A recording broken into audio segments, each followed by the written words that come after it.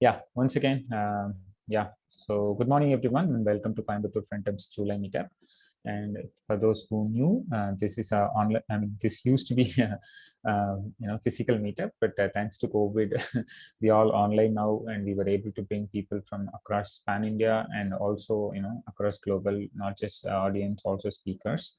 And this is for Coimbatore and by Coimbatore people it was at least. Then we started getting contributions from everyone. So the core intention of this meetup is like, bringing mainstream content to the Coimbatore in and around, ecosystem, build the or, nurture the open source contributions in the front end technologies. We have been successfully running this meetup for quite some time, almost 2.5 years now, and we have very good sponsors. We have JetBrains as our sponsor, and who are sponsoring license on every meetup. When we run Rafael every single time, and also we have TrustRace. Sponsors venue and other, when we used to have a physical meetup and venue and other refreshments and whatnot, all the goodies and stuff. And yeah, so that's a small introduction about this group and what we do. And I think I'll directly jump into today's speaker introduction. And we have a Ganesh. Ganesh is very good friend of mine, and he's been I let him introduce himself, but a small note on him is like, he's a very good React fan, I would say, and he's also open source contributor, as well as he's running his own micro SaaS product. And there is a lot to learn from him and current experience and what he has been doing. And yeah, I'll let Ganesh to take over the floor. Ganesh, over to you. Thank you. So thank you so much for your brief introduction. So, hey guys. So very good morning. And so just to give a very short intro on top of what Karthik Bhu has already given. So this is Ganesh. I've been working as a full stack engineer for 5 years now, mostly into startups. So being contributing actively to open source projects like Blitz.js and other community projects. So been into React and Node.js nowadays, building products and solving own problems and everything using React and JavaScript ecosystem. So this session is about building data tables using React, using the library called React Table. So the reason, like data table, we all know like data table is something that is important when it comes to, building the application, because, most of the data that we see it and in the client side or maybe application could be either in the form of a list or, like either in the form of forms and inputs. So table is one of the main component that we have, like showing the data in the client side. So for that part, previously we had, like showing all the data in the whole page, like showing all the data, because, like there might be some problems that comes under the belt. For example, showing all the data when the data starts to grow, it's kind of very hard to manage, as well as, like it started being heavy on that load. So that was the main reason of bringing up that data table concept, where it comes with a lot of packages out of the box. For example, functionalities like search and functionalities like pagination and functionalities like filter. Those things came into the picture, which helped the application or maybe the front end applications to take it very light, so that we don't need to pack everything as a single hold response or load. So we can be divide it as a chunk, so that we can fetch the data or get the data chunk by chunk, so it's easier for the applications or maybe the browsers to consume it very easily. So that was the main reason of coming up with the data tables. Also, I just wanted to tell you guys, so if you have any question, feel free to shoot it out. So if it is going to be more interactive, that it be easier for both of us, like for me as well as for you guys, so that we can share our knowledge together and learn together. So once the data table comes, there are a lot of ways. There are a lot of libraries nowadays to build a data table. So we have Material UI with us, and we have Ant Design. Everything came to picture to just those things that just they also provide a lot of other components, but they also provided the data tables. But the problem came in is like, so when we start to build the React application, if I am trying to put if I'm trying to put libraries like Ant Design, so you all know that like, the size of the particular Ant Design framework itself is 2 MB, around 2 MB. So just to put a data table, if I'm creating or using the libraries like Ant Design was a bloated. So my bundle size for my application would be increasing in a very exponential way, so that it's very hard for me to maintain, as well as like the users who are using my application has some bad experiences. To solve the problem, there was a concept that came, it became a very popular, that is headless UI. So how many of you guys heard about headless UI here? Does anybody heard about headless UI or the concepts around headless UI? Okay, so basically this is nothing but, instead of us trying to find a solution, something like Ant Design, where they provided this all the functionality, all the features like styling, and if it's going to be dropped down, they provide the functionalities like what happens if we click it, and what happens when we change the value. So instead of providing everything, headless UI only provide the functionality rather than the styling part. So they let us do the customization of irrespective of the styling, and they only provide the functionalities. For example, there is one concept called, like the headless UI is a very good example of it. So here, if you see, this is a drop down. They only provide the functionalities, and the customization and styling can be done on our own. So this can be customized in any form, so that we can build. We can just use the libraries like headless UI, and create our own customized application. So it was very helpful and useful, because the customization was very much easier. So also we don't need to worry about the functionalities. At the same time, the bundle size and size of the application using this headless UI became very small. So that was a main benefit of using headless UI frameworks. So for the data table, so there are a lot of frameworks for specific use cases. For example, if you just want to build a list or drop down, so we have a specific library called Downshift, which helps us to solve the headless kind of problems for like the drop down kind of functionalities. But since we are going to talk about data tables, so only one of the libraries that is shining and popular in the community is the React table. So React table is a headless framework, headless UI framework, where it provides all the functionalities to build a data table, and we can customize in our own part. So that is the main beauty of using the data table. So React table, sorry. So let's, I think, is there any doubt with this explanation of the data tables and what are all the headless UI? Okay, feel free to shoot it if you guys have any question about it. So let's, so this session is more about, building something from scratch. So I already have an example of building data table with paginated data table with React table. So, but still we are going to build something from scratch and see how we can able to use the React table to build the table in React applications. So to give an example, here is a simple demo that I have prepared for this meetup. So this is nothing but a fun fact is that this particular the total data that this particular this currently coming from database, it has 1 million records. So but you can see that how fast the page is, because we have already implemented a pagination here, and everything is coming from server side.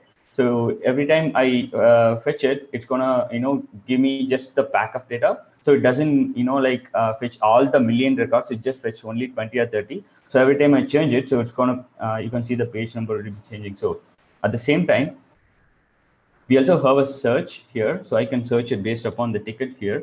So let me search it.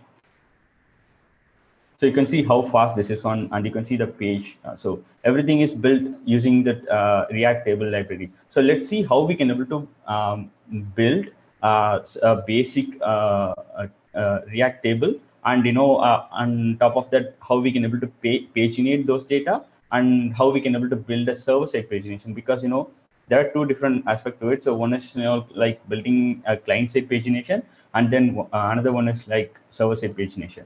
So let's jump into it.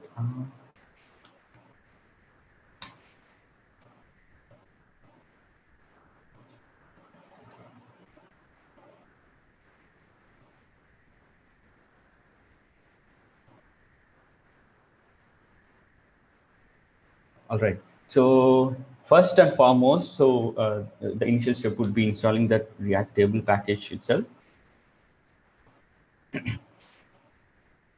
So once we have it, so let's create a new component, which is table.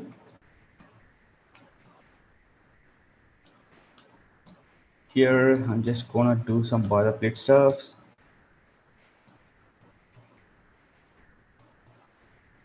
If you guys have any doubts regarding this one, please feel free to ask it, or maybe in the chat, so that I can pick it up and answer it.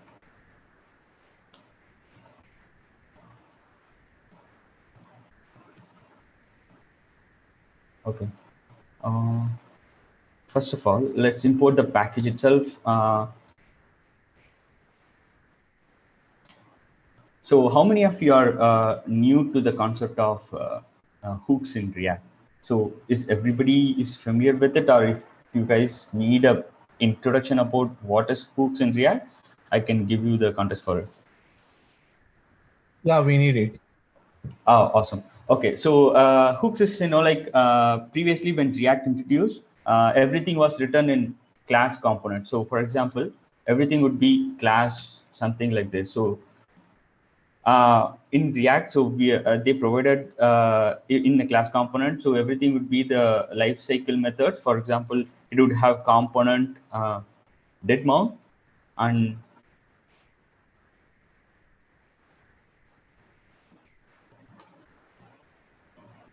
component. These are the life cycle methods when like a particular component is rendering, or maybe if it is getting mounted, so this particular function will get called, and whatever the logic that we have for this particular class component, we can write it inside this one. So everything was based on this lifecycle method.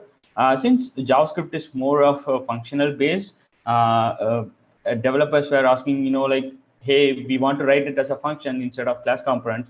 Is there any way that we can implement that these lifecycle methods into a functional component? Because at the time there was no way to write this particular lifecycle method inside the function component, because that feature was not available.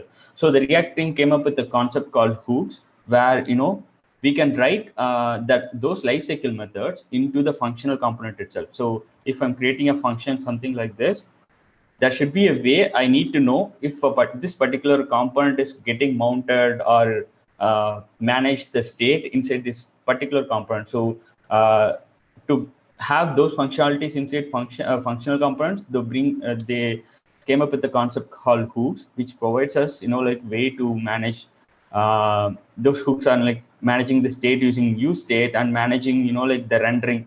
If it is going to be, if the component is rendering for the first time, if you want to write some logic, there is a hooks called useEffect. So basically what they have done is like controlling the components in the functional way. So that is the main purpose of bringing hooks. So that is completely that's similar to how the class component was working, but except the way that we write it as a function here with mounting this particular hooks into it, so that it handles all the lifecycle methods.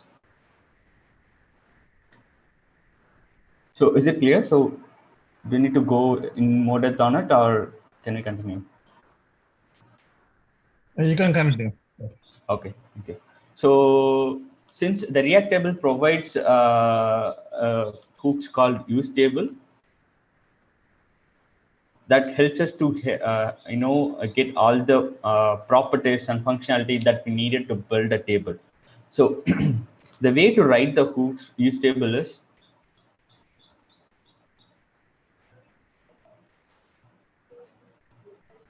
So that's it. So it provides us a set of properties or functionalities that we need to mount it inside our JSX element. For example, they provide get table props. Basically, it's nothing but giving us all the properties that we need to mount it inside the table. Let's get into in more detail once we import all the properties here. So these are all the properties that we need.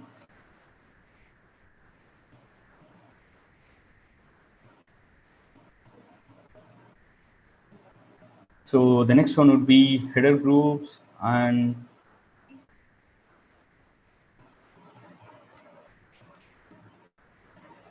so these are the properties. Let me get back into in detail once we write the JSX element. So here we have just a table. So basically, when we create a table, just like how we do it in the HTML, so we just need to create the table, and there are three properties of a basic table. One is the table element element itself, and we have table header, and we have table body. So these are the common properties in HTML itself. So let's create those properties in JSX as well. So here we have a table, and then next we have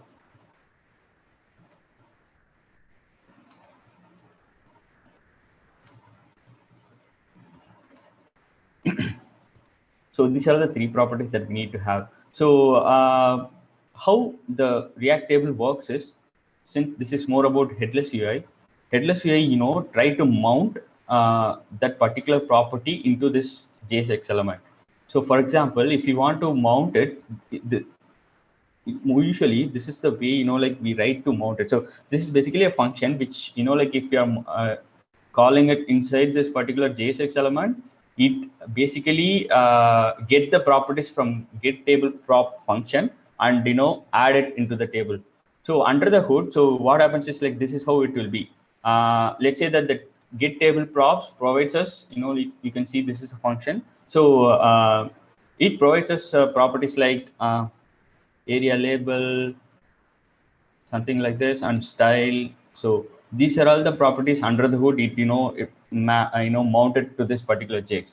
Instead of us writing everything manually, so just calling this function gives us all the properties. So that is the power of like using the headless UI.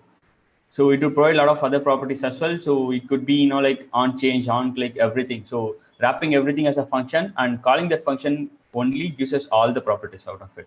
So once we write this one, so let's one second. So let's get into the table head. So table head is nothing but so you can see this particular heading, right? So this is what the table head is. So all of the values would comes under the table body. So let's create the table head first, and then we can go back to the table body. So just like how we created the get table props, we just need to pass get. One second. Okay, I think does it have? I don't think it has a table head props. Let's. So here we have the header groups. Header groups is nothing but like these all the properties like this. This is what the React table considers a header group. So we just need to pass it inside and map it through so that it gets all the cells. This one, and everything. So let's create this here now. Since this is an array, so I'm just passing it as an array.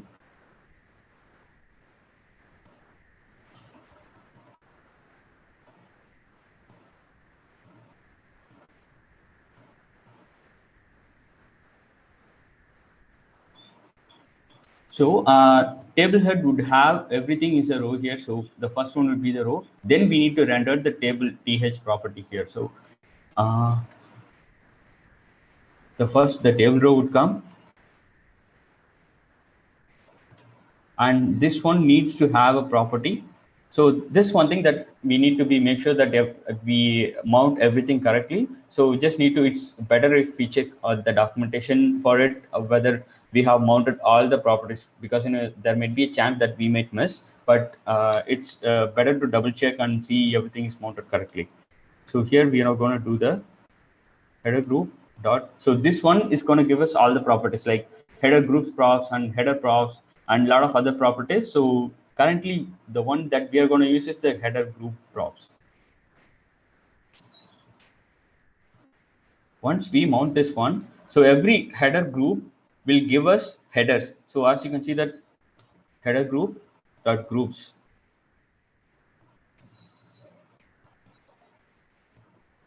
Headers would provide us all the header values in it, so that we map it and get that particular value. For example, this one would be the value, so this one would be the value, this one would be the value. So this value would come from either we can pass it as a static value or maybe as a prop like data and column. So the column would contain all the values of like the header thing. So let's put it here.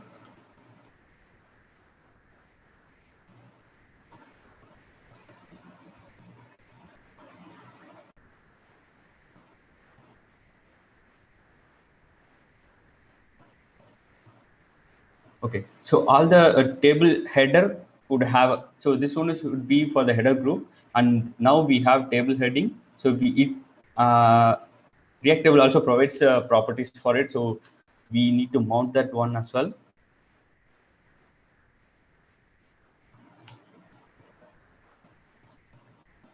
Finally, the value itself. So this is the value that we need to show it inside the table heading. So we are going to put it there.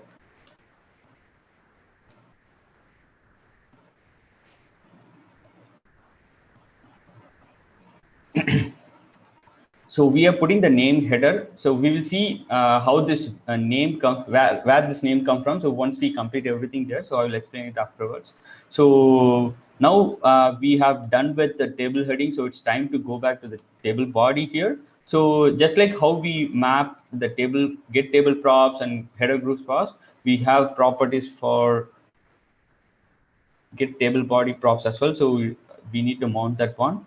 So once we mount that, everything would be inside the row. So as you can see that this one is a row and this one is a row, everything is a row. So what we need to do is like we need to this one would come as a array. So we just need to loop through it and get all the values and mount it with the React table properties.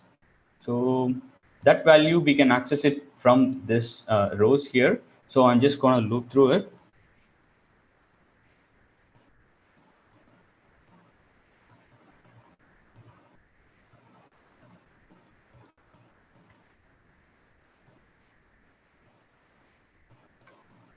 Before rendering everything, the React table needs us to prepare the row before rendering, so that it provides us an option to show the value. So you just need to put the row into prepare row function, then we can render the component element itself. So here, just like how we had the table row and table header, but here it's going to be table row and TD. So just like how we have it in the normal HTML table. So just let's write this one.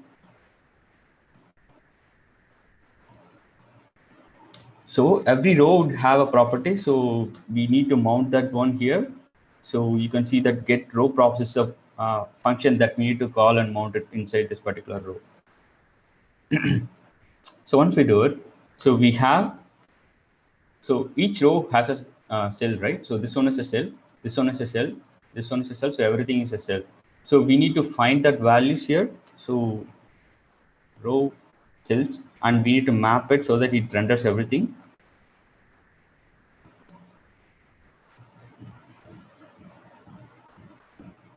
So this is, since this is a heading, we used th, but this one should be the data. So we need to use td here.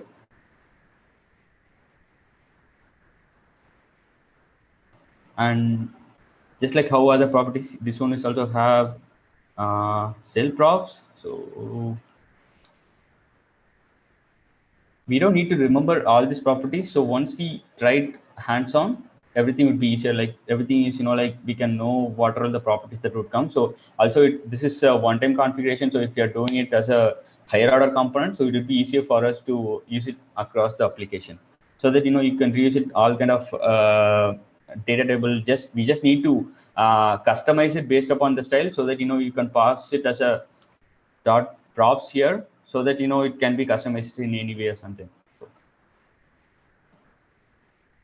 Here, just like how we rendered the column, so we just need to render the cell.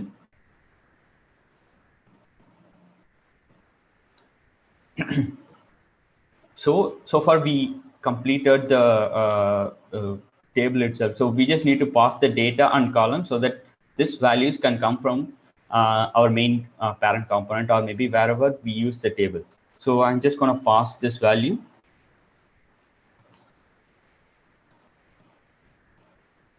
So the table itself is done. Let's use this particular table in our main component. So I'm just going to remove this. For the data, I'm just going to use a mark function. So let me also put it here.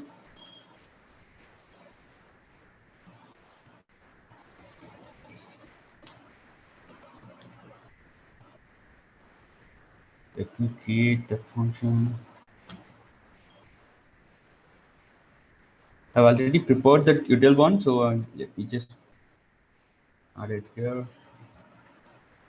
So this is basically nothing but, I have a range value where, I create all the instance like a new person and put it as an array. So this is nothing fancy or just a plain thing. So we can able to get it, like just to mark the data. So I'm just going to use it here.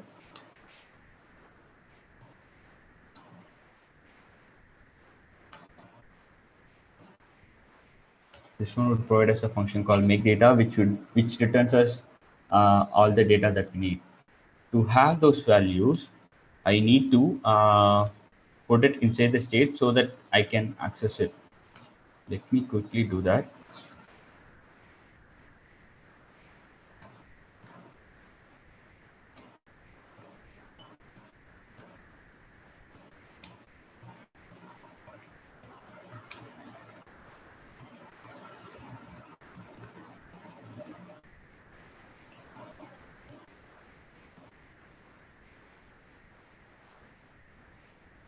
Okay, what I'm trying to do is just put the data, get the data from the function, and add it inside the particular component state.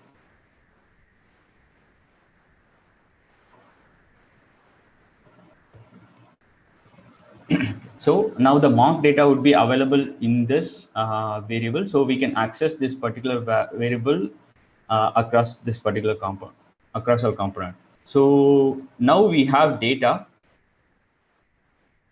We need columns. So what we can do is let's comment this one out, and I will show you guys what kind of data that we will be getting here by consoling it.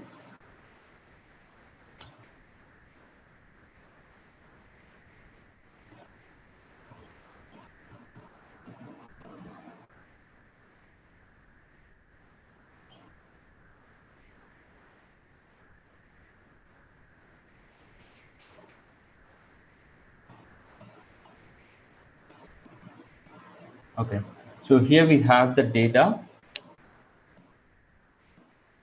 So if you can see it, so this it provides first name, last name, age, and status. So what we are going to do is like create a row like first name, last name, and maybe age. So this is very basic and simple example of using table. So let's put that one here.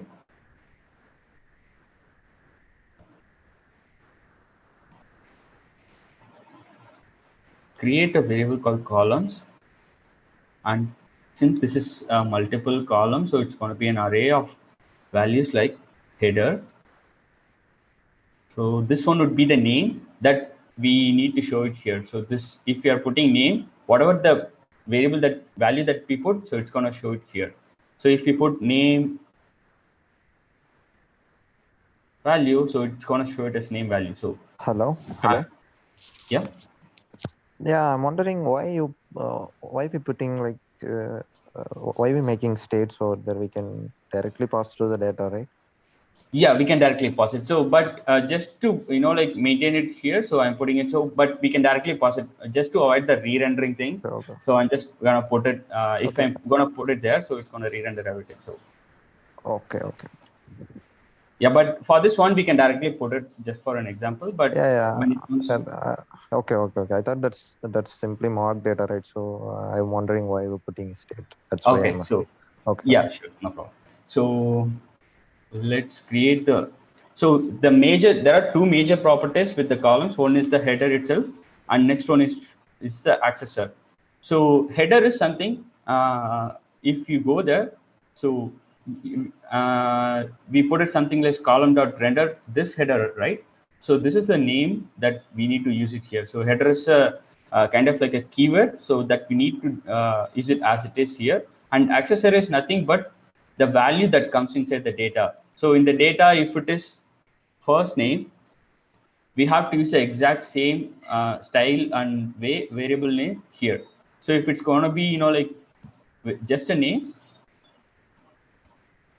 then we need to use it. The reason being is like, then only the React table would understand, okay, he's trying to access the name property from the data that we are getting, so that it map it with this particular header. So that is very important here. Since we are getting it in the format of first name, I'm putting it like first name. And then I'm creating another property, age. So this one would be mapped with age here. And there will be another property,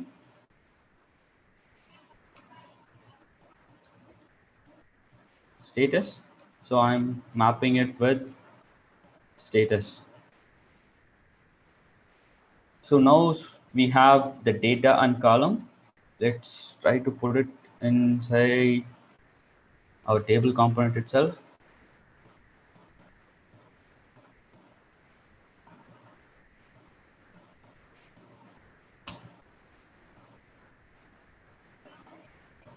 Okay, now we can see that it renders the whole page. So this is basically the table. So we don't have styles yet. So this is the complete functionality, like showing all the data, all the whole data in this page. So is there any doubt so far?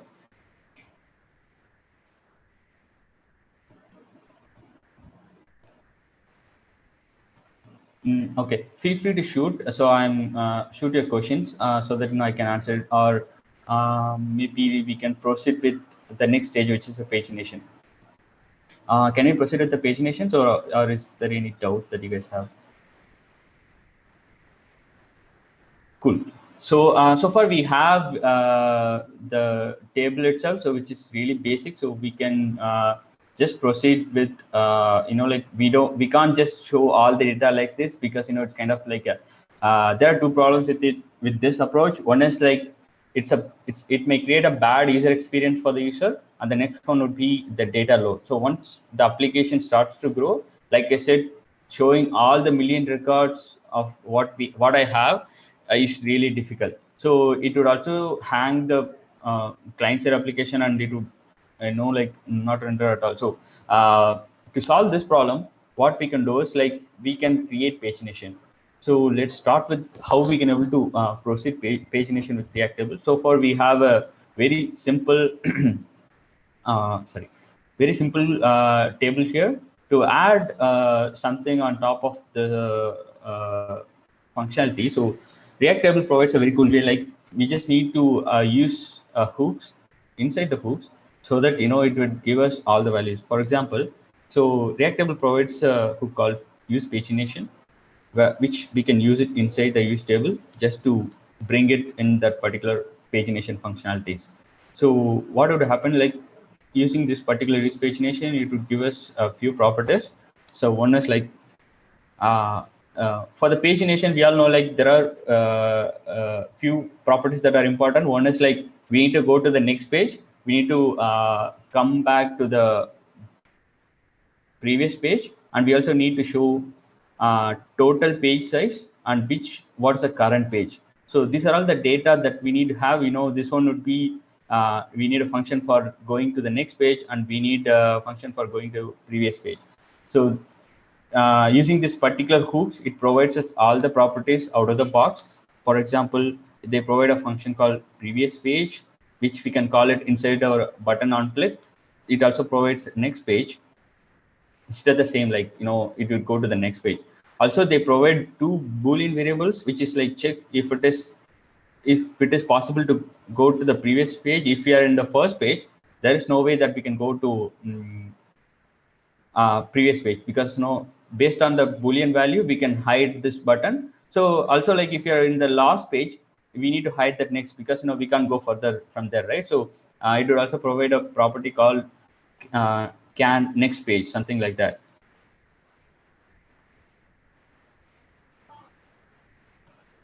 So based upon this value, we can create our pagination itself. One important thing that we need to look into is, here for the basic table we use rows, but when it comes to pagination we don't want all the rows, we just want the particular page rows.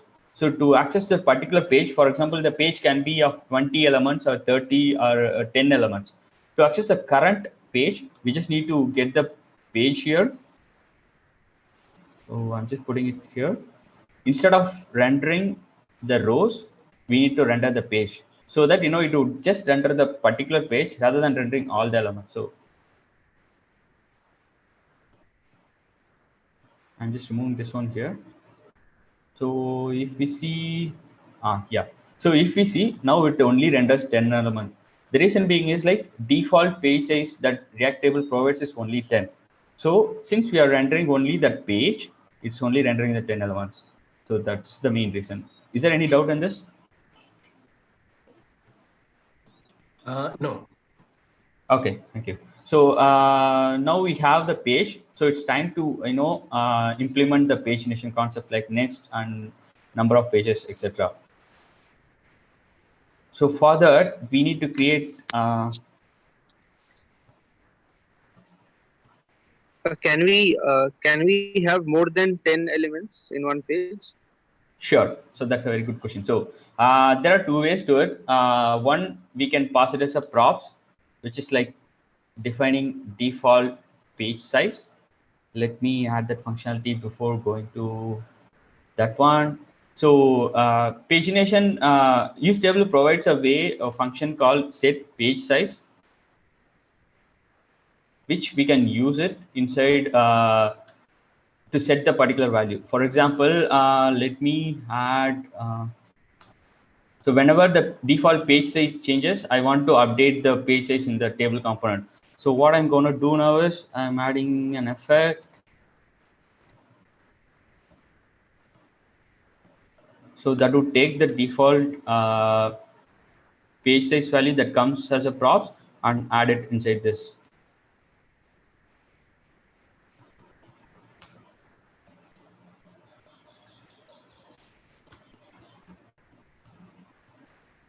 So currently, since we are not providing any value, so this one would be default page size is 10. If I want to make it to like 20 or 30, I can provide it from here. So let's say I provide 30. Go back. So now you can see that it renders 30 elements here. So this they do provide a functionalities to set the page size as well. So we can use something like this and add it as a default page size and change the value dynamically. Is it clear? Yeah. Thank you. Okay, cool. So let's continue with implementing the pagination concept itself. So here we need, we can implement next page, and we can also implement go to the last page. So there are four functionality to it. Let's implement only the next and previous pages. For that, I'm putting a button. So this one would be just arrow. So this one would, whenever we click it, we just want to go to the previous page. For this, I'm putting a function which would take previous page. So it would call that function. Also, we want to disable it if there is no can previous page.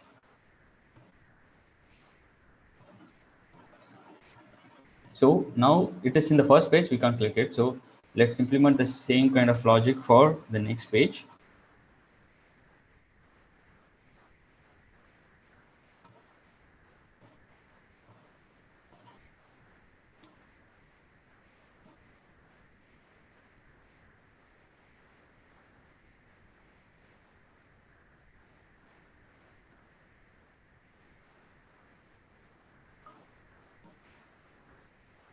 I'm actually not styling anything, so I will leave this particular code sandbox up to you guys. So once the session ends, you can try it on your own and style it and customize it so that you can get some hands-on.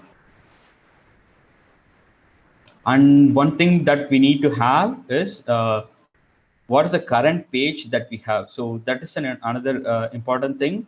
So one sec, what happened?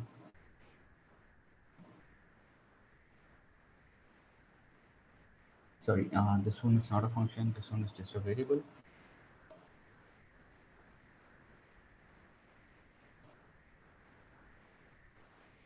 Okay. Now we can see that it changes. So once it reaches the last page, so it's not gonna it will automatically disable that particular button, so that we can't click it anymore. Yeah, hello. Yeah. Yeah, I have one doubt. Yeah, sure. Actually, we putting it's like we need if we need column number, how can we implement in this? Because for every columns we have accessor, right? So accessor and header. So for Yes. like if Yep. its first name is Cup Tugan and some names are there. If we need a column number, how can we implement? Like row number. Okay, so we can put a there is a way to access this one. For example, they provide us something like a cell info, where you can access this particular cell.row.id, or maybe we can index as well. So what we can do is like put a column name, put it something like ID, Okay. and then accessor. You don't need to pass in any accessor. You just need to pass the cell info, and then it would give us all the data, for example. So I would try to console it here so that you can see this one. One second. So this one would be cell info. It would provide, say that if it provides cell, I'm just consoling it one.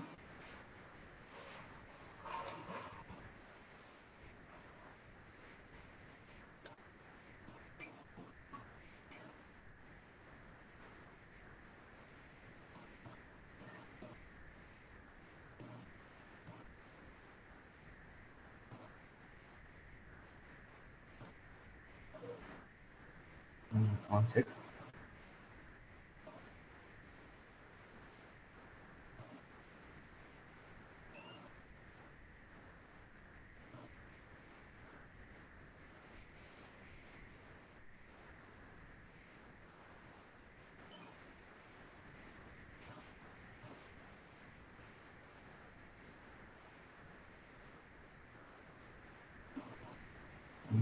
Okay.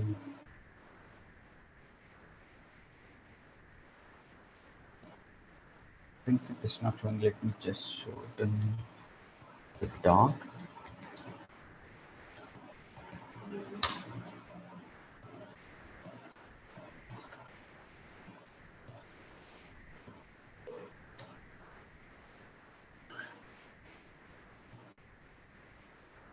Okay, basically it provides a cell info. I couldn't remember the exact name, but something like a cell info, which provides as a function where like I think it's let me try this one.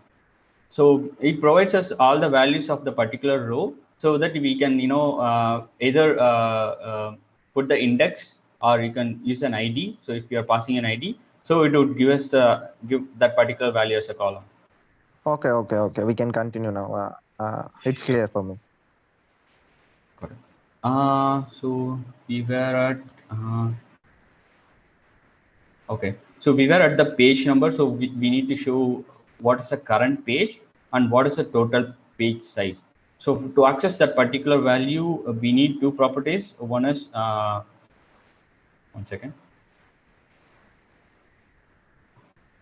One is the page index, and the next one would be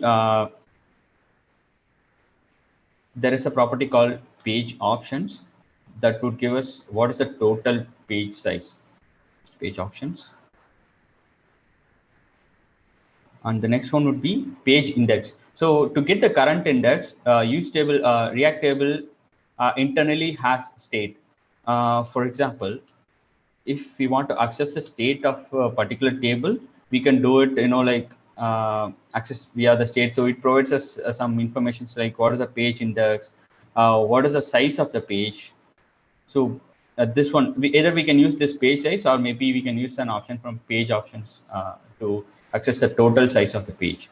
So here I'm just going to put an element, so which is going to be a span. That would give us the page size, for example, page, and I can just put a text, something like div.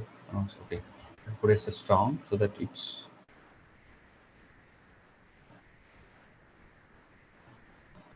okay. Page. So currently, so page index starts from 0. So we need to add +1 page of what's the total page size. So we can either use page size or maybe page options dot length.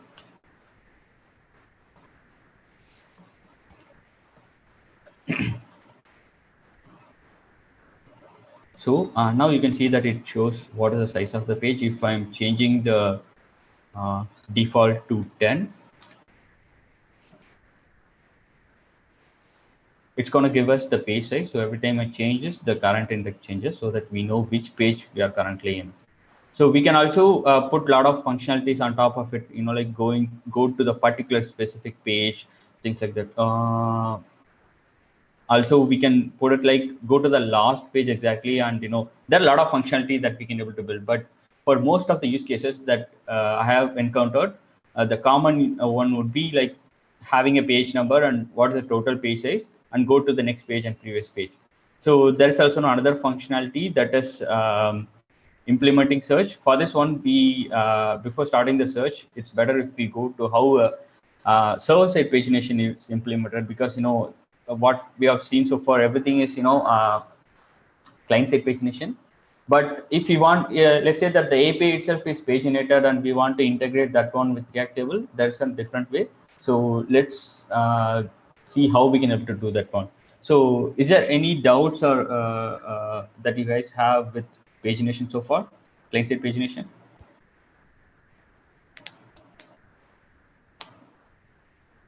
Okay, is it clear? So everything? Got it. Yes, we are. Sure.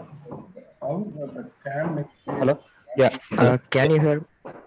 Yeah, I can hear you. Yeah. Okay.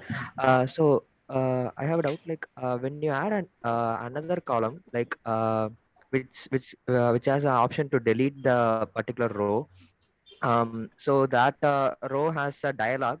So like to delete or cancel that delete action. So when you click on a cancel, so it is going to re-render all the rows, right? So can we prevent that? Like can you uh, memorize that row fetching with this React Yes. table? Yeah, we can definitely do it. So everything will be, like I said, so everything will come under the control of the columns here. So currently we are not rendering any custom elements. So like I said, so if you want to customize everything here, so we can use the property cell, I think. So we need to use this property so that, it knows whether we need to have a modal or maybe whether we need to render a button. So that based upon it, you can actually memorize this particular array itself, so that it doesn't re-render every time we change it. So either we memorize it here itself, or we can go to the table and memorize it, so that it doesn't re-render every time the parent state changes. Basically that's it. But like the cancel happens on the I think this particular modal would be, so let me put it here, something like this. So for example, if you are having a modal here, so when I click on close or something, so this one would be handled in this particular what to say, the parent component itself. So what you can do is just wrap this particular function in the use callback or maybe callback, so that it doesn't re-render multiple times. It will only render for the particular instance. So in that way we can avoid that. So it's better, like don't memorize it the table if it is if it's actually required and necessary, then do it. So always, we try to avoid the memoize, but there are cases where it badly affect the performance. We try to memoize it, but you can wrap it with, if the particular function is keep on getting called, or maybe it makes the particular component re-render multiple times, then use it as a wrap it inside the callback and memoize this particular table component so it doesn't re-render. We can avoid that re-render actually. Okay, got it. Yeah. So most of the time, this is a simple use case. So I just wanted to make try to give this a simple so that you guys get some idea and try it on our own. So, but there are a lot of we can go in more in depth. Like I said, I've been customizing this particular component.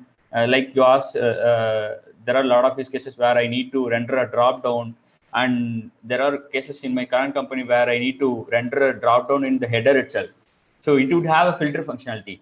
It would have a search functionality. Those kinds of use cases would come. But once we understand the basics of it, like this cell property is a very important thing. You guys can explore this one. So using that cell props, we can customize in any way that we want. So that is an important thing.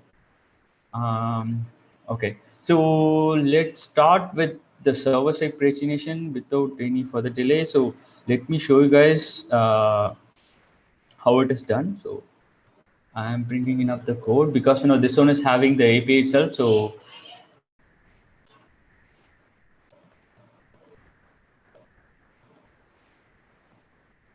So like we discussed, this is a table component. I have wrapped it inside this particular component. Nothing major difference in a functionality way, but I have just added this some styled components. So a few of them are in style components, and the functionality wise, everything is same except the fact that we need to notice the fetch data. So here you can see in this example, here we pass the data, just the data, nothing else. But when it comes to server-side pagination, we need to make API call every time we click the next button, right? So every time somebody clicks the next, we need to pass the page offset or maybe the page number so that our backend know, okay, they are trying to fetch the second page and we need to give them the second page data as a response. For that, only thing that we need to add here is a function called fetch data. So it could be of any name. So I'm just putting it here as a function data. So this function would, whenever it change, so it's going to get called like, hey, this particular, they're trying to access a fetch the some page information or page data. So we need to pass the what is a page index and what is a page size. So page index defines, okay, they are trying to access the second page. Let me just close this one. So here, 1 second. So, okay, so now they are trying to access the page one. So just we are calling the function with that particular state value and the page size. So page size, let's say that if you have defined 20, so it would give us 20. So that our backend API knows, okay, they want to fetch only 20 data as a response.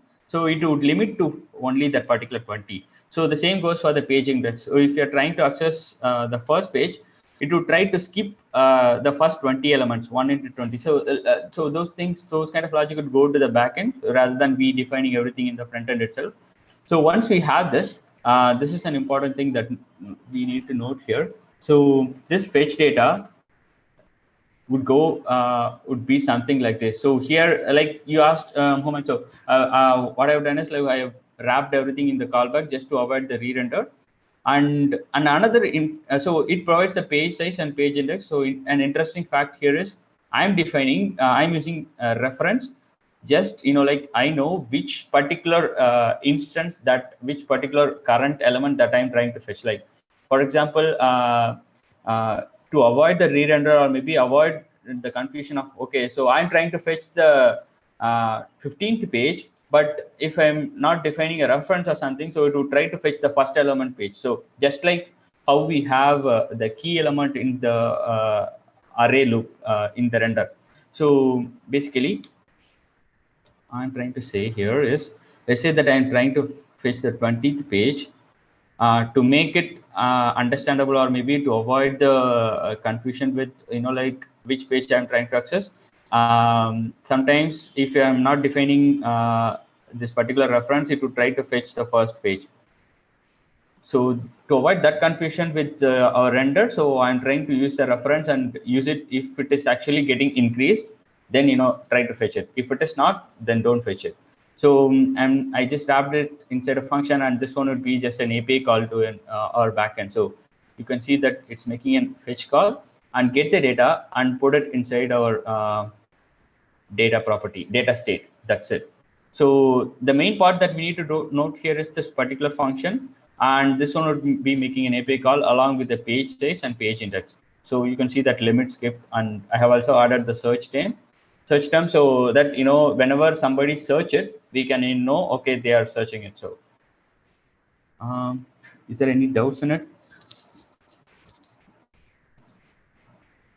There is another one that I will explain it now, which is the search. There is one of the common problems in the front-end application is like, so we used to wrap it, like whenever somebody types it, we used to wrap it inside the on change. The problem with that approach is like whenever somebody types a key, if you're making an API call, that would be like not an efficient and performance efficient performance. So because it would call it would make an API call unnecessary. Like whenever I type it, it would make an API call.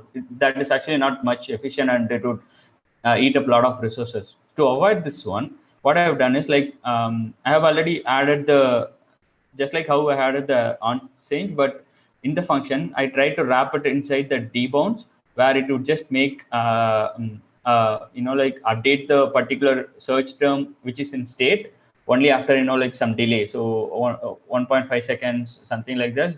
Then only it would update the state. Whenever the state gets updated, this particular fetch data would call, because I have passed it as a dependency here, and it would make an API call, then it would fetch the data.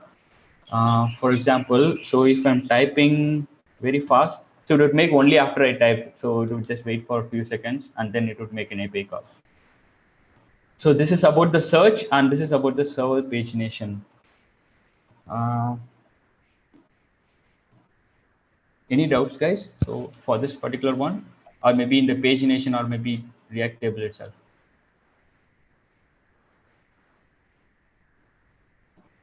Can next page and the can previous page value, where you are setting that? You mean the can previous page? Yeah. Okay, this one would be coming from the use table from the React table out of the box. So we just need to get that value, and we can use it across our component. So it would be a Boolean value. So if it is if there is a possibility to have a previous page, it would return true, else it would be false. So based upon this condition, we can disable and enable this particular button here. So these are all the properties that comes from the React table itself. So we don't need to write any functionality or manage state inside of our components. So if it is not actually providing, if I'm not using React table, I have to handle something like this. I have to maintain a variable called can previous page and set can previous page, something like this. So, and I have to manage it manually. So like I have to create use state and put it like false. Yeah, that's the problem. But since it provides everything as a properties and variables, so we can use it here. Not just this, but it provides a lot of other things. Like it's very vast and depth, so we can explore it and understand what are the functionality that we need to have. Then we can use those things here as well. Okay, thanks. Yeah, Anutosh here. Can you please explain the search functionality and implementation in brief once? Sure, definitely. Yeah. So is for the server side, right? So here we have a onChange function. So usually what we will do is like whenever the value changes, we just put it here without any debound. So the problem with that approach is like, let's say that I am typing something here, okay, and it would update the state every time I type a key. So since we are making an API call every time, like the state changes, it would be problematic. Like let's say that I have typed 3 keywords, maybe 3 letters. So it would make 3 API calls. So that would also be a problem. Every time the user only sees the particular loader, nothing else. So every time it will be loading again. To avoid that confusion, I added a delay here. So basically, debounce is a delay where it would make whatever the function that we pass or call the function after some particular seconds or milliseconds. So here I typed it, but it would wait for 1.5 seconds. Then only it would make an API call or maybe do the function. So here, what I'm trying to do is this function would update the state. So this state is having, dependent on this function is dependent on this particular state search term. So whenever this particular term or state changes, it would call this function. So basically, this call would make an API fetch. So that would update the search term, and then everything will be, the response would be based on that particular conditions. Yes, got it. And can you please explain about this server side, like page index and page size, like how we can set with the backend without the front end, that part? Okay, basically, this server, you can see this API here. So this is the API itself. What I'm trying to do is, like, I have created, we need to pass it as a query param where we can access it. For example, what is the limit and what are all the values that we need to skip, also the search, because this value should only come from the front end itself, so that we know which page the user is actually seeing. So backend API doesn't know. Only based upon this query parameter value, it knows, like, let's say that the user in the client side, if I'm setting like, hey, I want to see, like 500 data, or maybe I just want to see 10 data. That is one of the common use cases where we see in a lot of applications, right? So if a user is setting, I just want to see 500 data, we have to change the limit to 500. So this 500 should come only from the front end. So that in the API we know, okay, the user is trying to see 500 data, so I'm going to change the limit. The same goes for the skip itself. The skip is nothing but, currently we are, let's say that I'm seeing 10 data or 20 data. Then if I go to next page, the backend should make an API call, should query the DB to skip the first 20 or 10 values based upon the client input, right? So to do this, backend doesn't know, but the front end should tell backend that, okay, just skip the first 20 value, give me the next 20 value. So every time the user changes a page or go to the next page, so those values should go from the front end. Okay, got it. So basically, we are using the URL parameters to communicate with the backend for the page size and page Exactly. index, right? Yes. Exactly. Yes. So this page index and page value would come from the page size, and page indexes. Those things come from the React table. So it provide out of the box, like we discussed. So based upon this, we can calculate the limit and skip that needs to pass to the API. Right. Yeah. Okay. Is there any other question, guys? So that's it from my side. Maybe we can wrap this session, or Karthikeyan, bro. Yes, Ganesh. Yeah, it's pretty much. Thank you so much, Ganesh. Guys, if you have any questions, I think you can reach out to Ganesh and please. Hi, Karthik, Ganesh. So Yeah. where can we find the code? Sure. So let me put 1 second. Let me put the GitHub URL so that In the Telegram groups, but folks can easily access it. Oh, okay. Yeah. Okay, sure, definitely. I will share it in the Telegram group, guys, so that you guys can access everything. I will share the code sandbox as well, and I will also share this demo URL. So just explore this one and see how this one works by inspecting the URL and everything. So you guys can have a better picture on top of it. Cool. I hope Yeah. that answers your question, Mohammed. So, and also for your information, this session is being recorded and we'll be publishing all this in our YouTube channel as well. So you can access all the speaker materials, by reaching out to them. Usually they share these details in the group, and you can also reach out to them using their social handles. Yeah. Once again, thank you so much for your wonderful session, Ganesh. And so next session we have Gopi. Gopi is going to talk to us about very basics of JavaScript, and what things that we missed. Busy being building a lot of products, but yeah, he's going to touch upon certain basics. This comes after there was a lot of response in the group that people really wanted to start with the foundations as well. So we are going to rely, or we are going to mostly take JavaScript info as an inspiration, and Gopi is going to run a series from today, from this week's session, and probably this would be his 0th session or his first session on this series. Yeah, on quick intro about Gopi. Gopi is a he's a very very interested guy, and he's not a computer science guy. He's much into coding these days, and he's been playing around with the React these days. Also, he's learning Node to become a full stack developer. And yeah, without further ado, I'll hand over the stage to Gopi Krishnan. Gopi, over to you. Thank you, brother.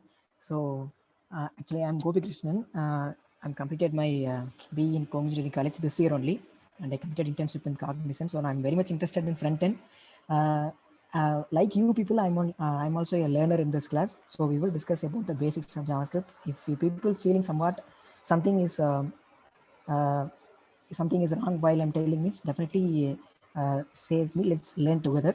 So without any time delay, let's jump into session. Yeah, Gopi, please feel free to share your screen. Yes, brother. I hope you have access.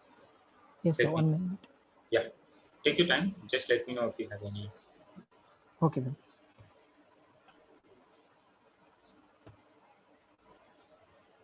Cool. Is my brother is visible? It is visible. Yes. Thank you. Okay, let's jump into the session. Actually, I hope you people are coming from somewhat other languages. So you people know somewhat basics about other languages. So I have planned that. Let's go from declaration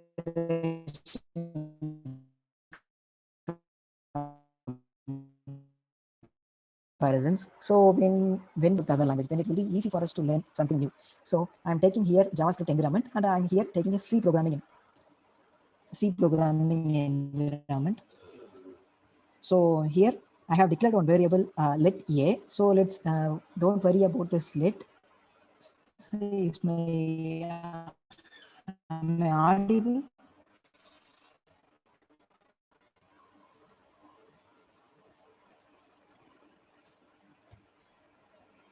Gopi, I think we lost you. Guys, can you hear him? Am I audible now? I think yes. Okay. Okay, let's start. Seems fine now.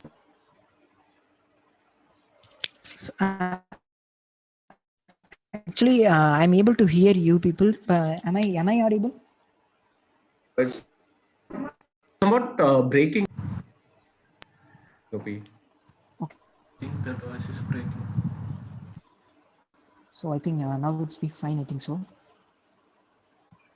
Gopi, now it's better. Please go on. Okay.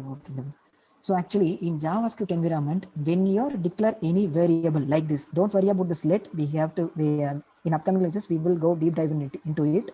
So we use this. Again, your voice is breaking. Paradigm to declare any variable. So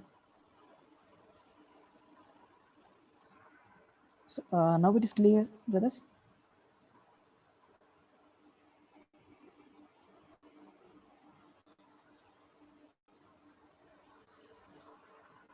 I think yes.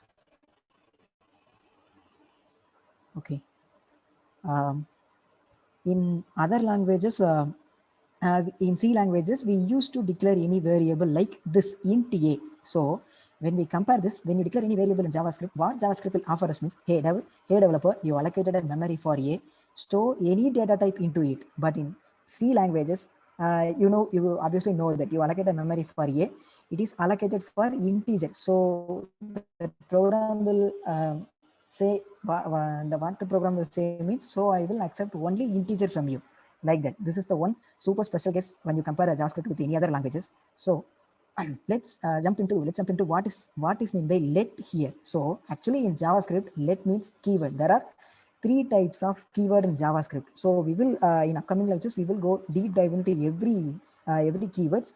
But now we will see the types and what we are going to discuss about in upcoming lectures. So these are the keywords that we are going to discuss in upcoming lectures. One is var, one is let, and another one is const. So we obviously want to know what are the data types that is available in JavaScript. That is important because every information is going to be a data type for us. So here there are these data types are available in JavaScript. First, obviously number, string, boolean, and this null. These things are available in every languages, but in JavaScript there are some kind of special things. This is big int.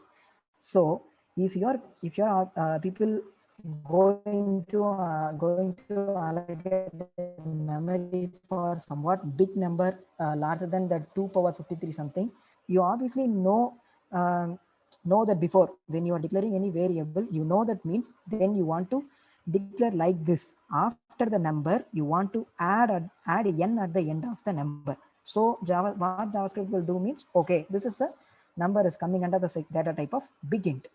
So the another thing is object.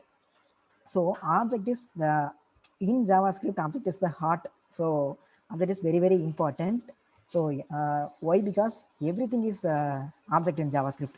I know you people are know that structure of the object. Then null is going to be common in every languages. This is a falsy value like 0, like that.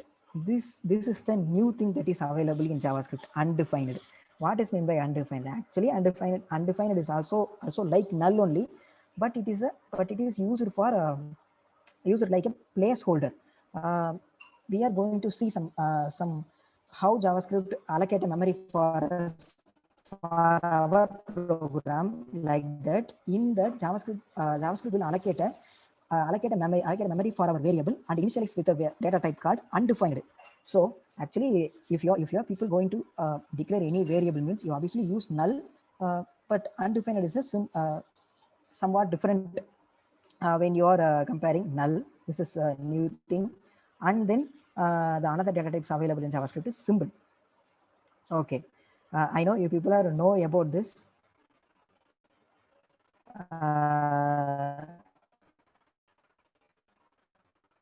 Is there any doubt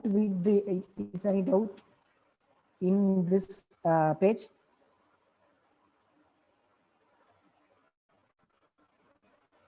I think we are good, Gopi. At least I am.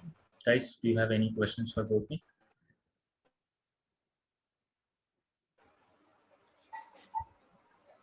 No, we are.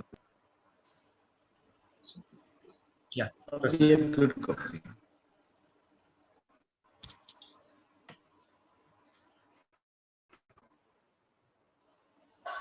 Okay. Actually, why there is no doubt?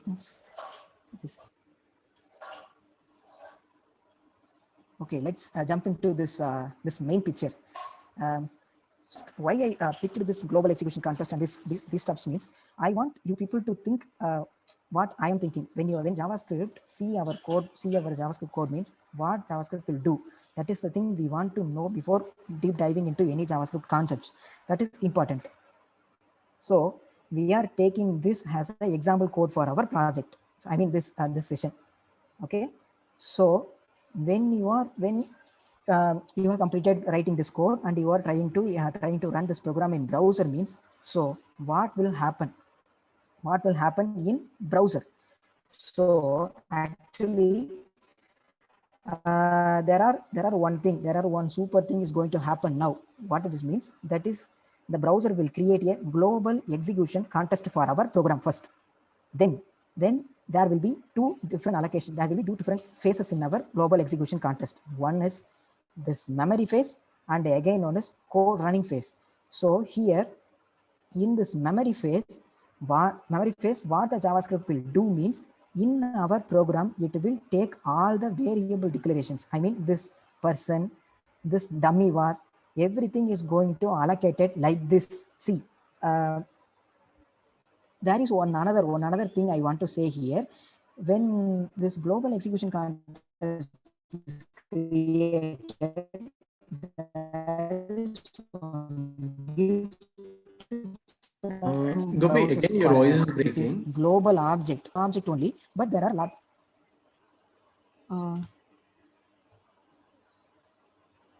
Now it is clear, sir. Now it is clear. Yes, Gopi. Now it's clear. We lost you for last 30 seconds. Can you just start with the global execution context once again? Okay. So actually, this is the main thing we have to understand first before going deep dive into JavaScript, because this is the thing will clear that main concepts like that closure, posting, everything. So I'm going to take this example for this session. So when JavaScript see this code for first time, what JavaScript will do in browser means, it will create a global execution context for us. So there are two phases in global execution context. One is this memory phase, and another one is this running phase. So in global execution context, there is one gift for us from the browser, which is global object. It is also like a normal object only, but there are a lot of inbuilt things that are present in that object, which is developed by the JavaScript developers. So like the example for the things like fetch, these are the web API things. Where we are getting from means this is the reason. That is present in the global object. So actually, now what JavaScript will do in memory phase means, property like as a key value.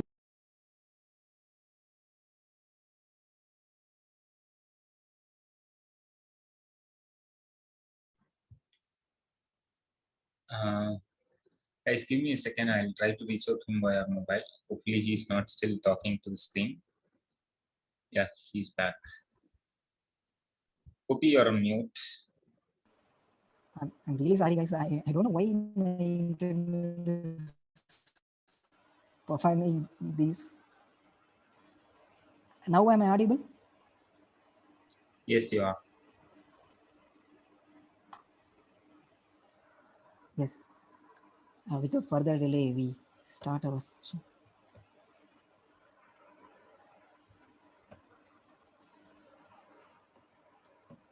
Is my screen is visible? Yes, Gopi, please go on.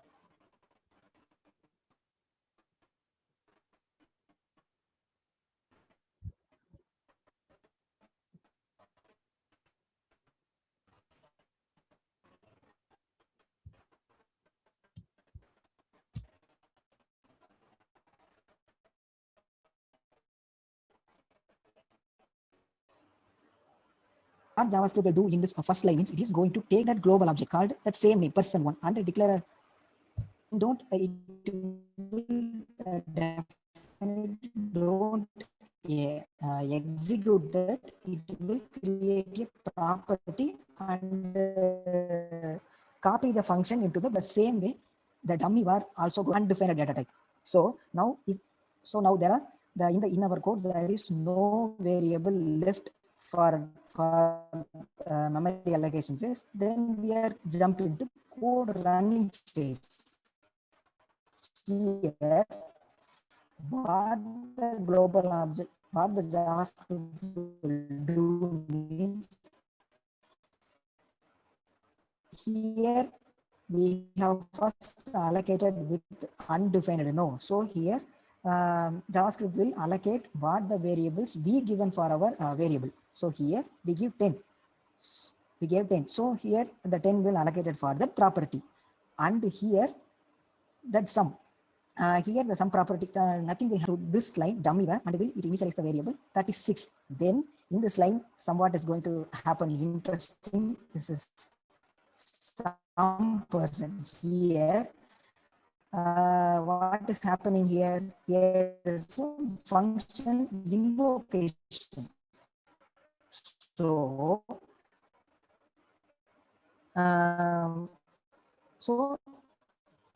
when JavaScript see any function invocation means it is going to create another execution context, but its name is local execution context. It is also going to look like the same global execution context, but its name is local execution context.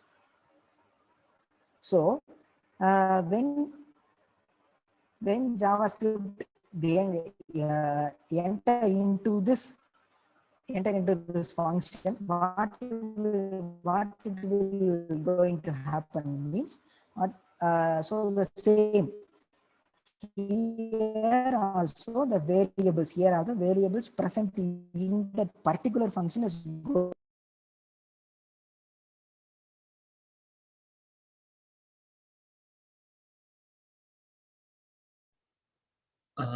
It's very unfortunate, and he has some internet issue. So guys, yeah, he's back again. Brother, actually it is very my network is unstable, I think so. Yeah, please don't apologize, Gopi. This mostly everyone's case most of these days. So I have a proposition, like can we regroup sometimes, even since it is going to be a series anyway, can we have it as weekly sessions on sometimes in the evening? Is that okay, or would you like to continue, Gopi? No problem, brother. I will actually today I think it is not possible to say what I am prepared because it is totally unstable internet. Yeah, practically let's pause this and we'll move on, but from non-JS perspective, it is really eye-opening session, Gopi. I think I would really want to hear you loud and clear so that I can set my proper basic on this. Okay, so with that note, then we will Okay. postpone this session, Gopi. Thank you so much for your effort, though. I'll let you know when is the next session then. Okay. Awesome. Cool. Extremely sorry. Okay. Yeah, Gopi, don't be. As I said, right, it is the case for most of us these days. Don't worry. Okay, guys, any thoughts before we move on? Can we ask them to join the audio through mobile? Is it possible? I think he is connected via mobile internet, Vivek, if I'm not wrong. Okay, we can ask them to share the screen using lab, and we can join the session using audio, right, in another mobile like that, so that the voice issue can be resolved.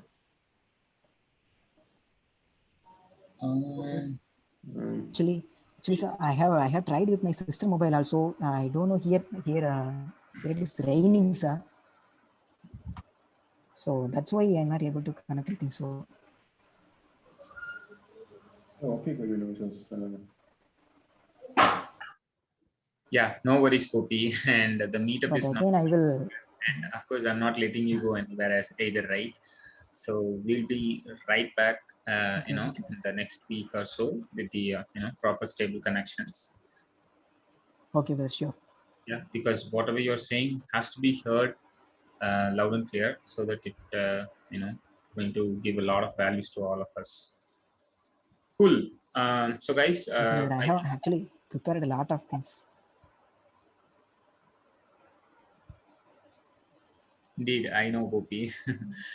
So don't worry. As I said, we'll be right back within this week, so that you know, we can resume these sessions. Okay. Sure, brother.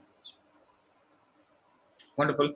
So, guys, so if you have any questions, just let me know. I think we have we have another speaker planned for today. I think he got some personal thing to do in between. He asked me for some time. I think we can wrap for today. Maybe I'll also postpone the session by Ashok as well for the next sessions or next meetup.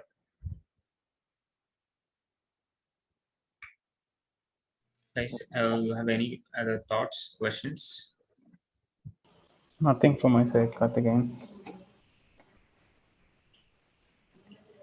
Cool. So before we wrap up, you know, a couple of things, some housekeeping. So the sessions is being sponsored by JetBrains, and we used to refer for all the participants, and we used to share, you know, JetBrains licensed a couple of participants for every meetup. That is still on. You know, from the RSVP list, we'll be sending, you know, a form or referral, whatever Dinesh or you know, other organizer will be doing it. So we'll announce all these informations in the meetup Telegram group. So if you have any questions on that, or if you'd like to know how to participate in the referral and everything, please feel free to drop a message there. And secondly, you know, Trustace is being the sole, you know, very great supporter for this group, and the company which is located in Coimbatore, and where they are building a SaaS product, and you know, where I also work. So the company is also you know, hiring, and there are other companies also hiring in and around Coimbatore for multiple roles. I hope you guys you know, reading all these requirements or you know, job posts in the group as well.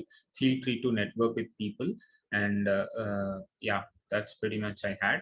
And huge thanks to all the speakers who volunteered. And you know, as speaking of volunteers, and we also looking for volunteers for this group. If you are interested, if you like to contribute to this group, it could be anything, you know, helping with the logistic, helping with and setting up the meetings with the speakers, or you know, even this MOC, whatever, by all means, I mean, whatever means you could support, we are much up, we are, you know, you're more than welcome. Yeah, that's end of the housekeeping talk. And yeah, so until next month, this is Karthikeyan from Front End User Group signing off. Wish you all a very happy, great Saturday and weekend. Same to you now. Thank you. Bye. Bye, Karthik. Yep. Bye, guys.